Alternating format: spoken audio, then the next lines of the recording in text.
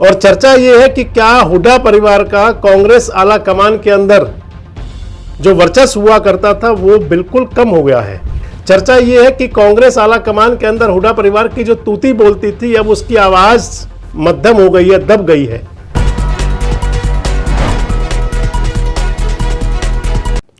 दोस्तों नमस्कार, मैं संजय मग्गू और मौजूद हैं देश रोजाना के डिजिटल मीडिया मंच पर।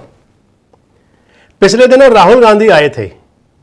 राहुल गांधी करनाल आए थे और करनाल में राहुल गांधी आए थे शहीद नरवाल के निवास पर, शहीद नरवाल के शोक संतप्त परिवार को सांत्वना देने के लिए।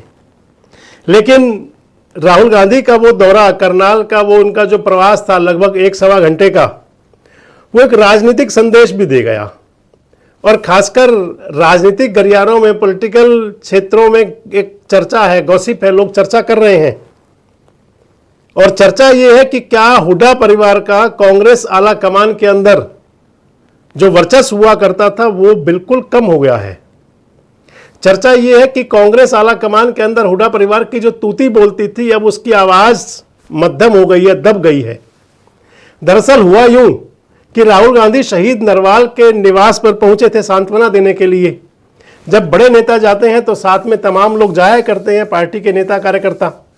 बहुत लोग थे, उनमें प्रमुख दीपेंद्र हुड्डा भी थे। दीपेंद्र सिंह हुड्डा भी राहुल गांधी जी के साथ गए थे। लेकिन जब राहुल गांधी पहुंचे शोक संतप्त परिवार को सांत्वना देने के लिए और उनके निवास पर जब पहुंचे तो दीपेंद्र हुड्डा को उन्होंने अपने साथ नहीं लिया। बड़ी चर्चाएं हैं कि राहुल गांधी अकेले शोक संतप्त परिवार के साथ बैठे, गमगीन भी हुए।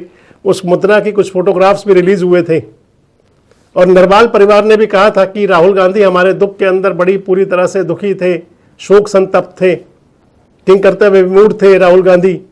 बताया जाता है कि राहुल गांधी ने खुद ही उस परिवार को, क्योंकि बाकी सभी लोग बाहर थे, तो खुद अंदर से कुंडी लगाई थी, परिवार से बात करी बैठ करके।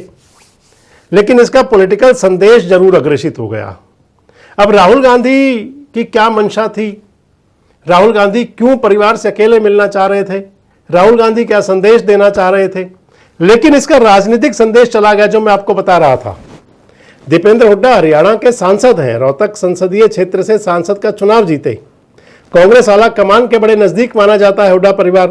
भूपेंद्र सिंह हुड्डा जी के राजनीतिक वारिस हैं पूरी तरह से वो। हालांकि आज हुड्डा साहब खुद सब कुछ संभाल रहे हैं, लेकिन दीपेंद्र हुड्डा भी पूरी तरह से सक्रिय रहते हैं राजनीति के अंदर। सांसद लगातार बनते चले आ रहे हैं। पिछली बार एक बार हार गए थे जरूर, 2019 का चुनाव। इसके अलावा दीपेंद्र हुड्डा लगातार और बड़े अंतर से चुनाव जीता करते हैं। हरियाणा की जनता के अंदर भी दीपेंद्र हुड्डा की ठीक ठाक से है, लोगों के बीच उनका ठीक ठाक अच्छा आना जाना है। चुनाव के दौरान में दीपेंद्र हुड्डा पूरी तरह से फुल फॉर्म में थे, राहुल गांधी के साथ अब भी गए।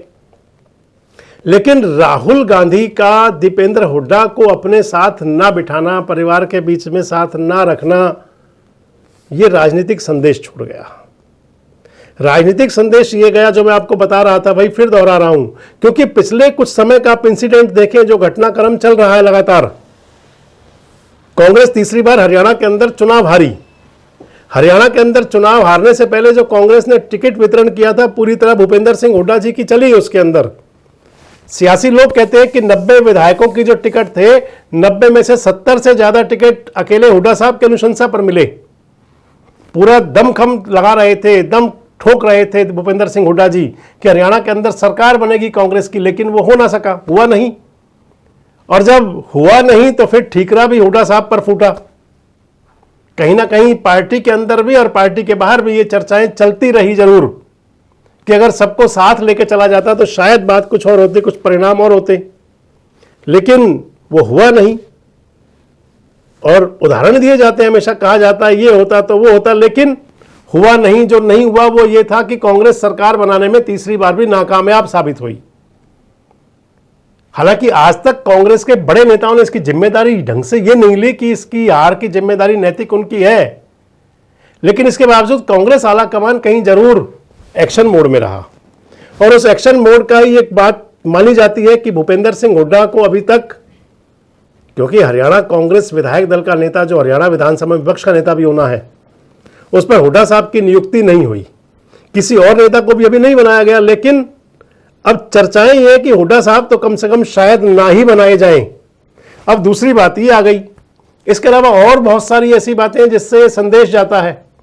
तो क्या संदेश था राहुल गांधी का दीपेंद्र हुड्डा को अपने साथ ना लेकर के बैठने का?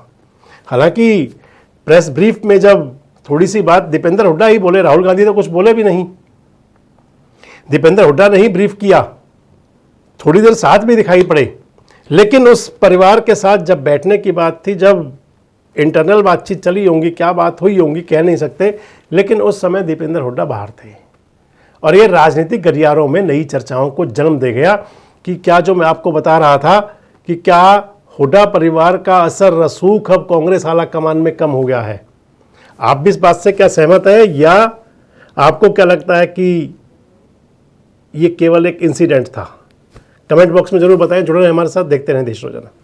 हमारे साथ जुड़े रहने के लिए सब्सक्राइब करें देश रोजाना के YouTube चैनल को और नई वीडियो की नोटिफिकेशन पाने के लिए बेल आइकन जरूर दबाएं। अगर आप ये वीडियो फेसबुक या इंस्टाग्राम पर देख रहे हैं तो पेज को लाइक और फॉलो जरूर करें और ज्यादा से ज्यादा शेयर करें।